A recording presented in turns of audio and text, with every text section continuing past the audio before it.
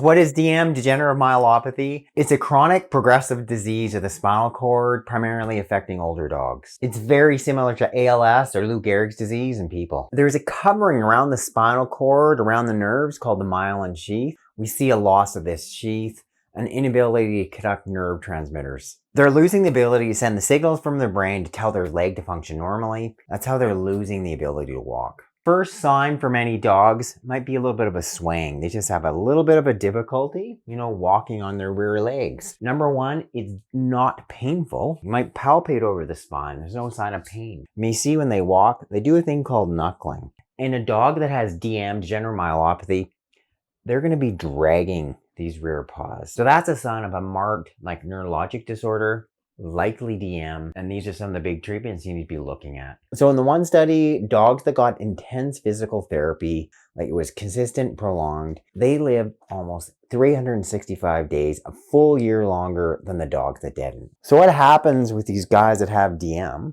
They're no longer getting the nerves firing.